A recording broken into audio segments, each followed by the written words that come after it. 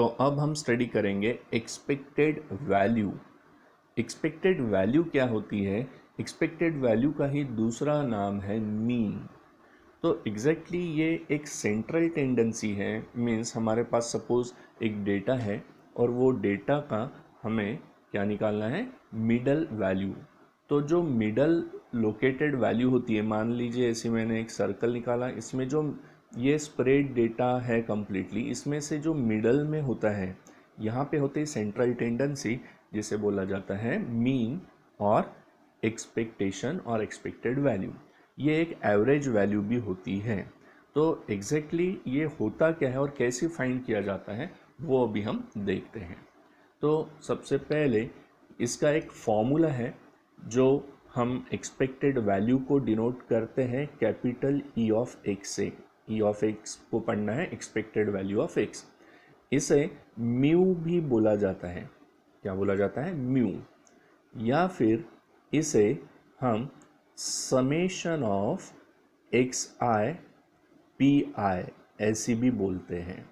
और इसमें आई क्या है? तो I is from 1 to n, 1 से लेके n तक कोई भी वैल्यू यहाँ पे होगा। सपोज x का वैल्यू हम 1 ले लेते हैं तो ये क्या होगा? ये होगा x1 p1, देन समेशन है मीन्स प्लस होते जाएगा।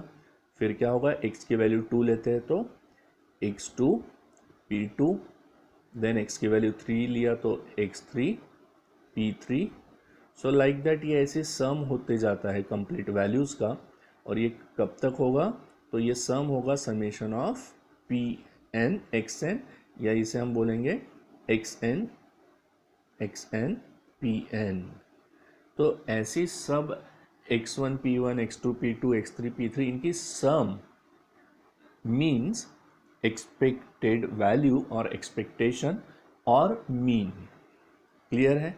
तो अभी ये फाइंड कैसे करना है, एक्सपेक्टेशन कैसे फाइंड होता है, तो एग्जाम्पल से हम समझते हैं, क्लियर हो जाएगा। जैसे हमने जो एग्जाम्पल पहले स्टडी किया है वही एग्जाम्पल को लेते हैं, मीन्स आपको अगेन क्लियरिटी आते जाएगी कि एक ही एग्जाम्पल से डिफरेंट डिफरेंट वैल्यूज़ कैसे फाइंड किए जाते हैं।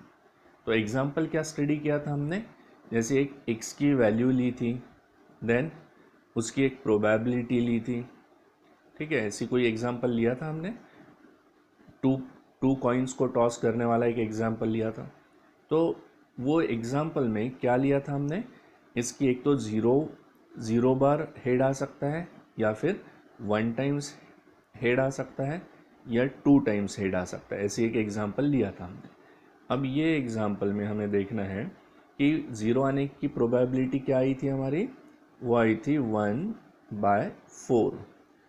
देन 1 आने की 2/4, और 2 टाइम्स हेड आने की 1/4। तो ये एग्जाम्पल है, या फिर हो सकता है ये गिवन रहेगा एग्जाम में। हमें निकालना है उसका एक्सपेक्टेड वैल्यू। तो एक्सपेक्टेशन में ये ध्यान में रखना है कि x को ही बोला जाता है एक्स आई। एक्स को क्या बोला जाता है? X i. p का मीनिंग होता है p i, p is equal to p i. तो अभी हमें एक्सपेक्टेड वैल्यू फाइंड करने के लिए क्या निकालना है? X I into P I, और उसका सम होता है जो p x i p i में x1 p1 plus x2 p2 plus x3 p3 dash dash dash up to xn pn निकालना है। तो अब क्या करना है? ये फर्स्ट ज़ीरो और इंटू 1/4 इनका मल्टीप्लिकेशन करते हैं तो ज़ीरो हो जाता है। ये x1 p1 का मल्टीप्लिकेशन हुआ। देन 1 इंटू 2/4 इज 2/4 ही होगा। देन 2 इंटू 1/4, 2 1 अगेन ये 2/4 हो गया।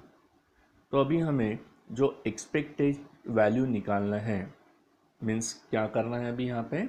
ई ऑफ एक्स फाइंड करना है। तो एक्सपेक्टेड वैल्यू कैसे फाइंड होता है? तो सभी का सम होगा। फॉर्मूला क्या बताया था मैंने? कि summation of x i p I, I from 1 to, अब ये क्वेश्चन में 1 to क्या रहेगा? 3 तक ही लेना होगा, क्योंकि 0 1 2 ये 3 ही वैल्यू है। मीन्स क्या क्या फाइंड कर रहे हैं हम? x1 p1 plus x2 p2 plus x3 p3 plus क्या होता है? x3 p3। तो इसमें वैल्यू चेक करेंगे x i p I column में, तो x I into P I x1 into P one की पहली वैल्यू 0 आई है। देन सेकंड आई थी 2/4, तो इसको लेंगे 2/4।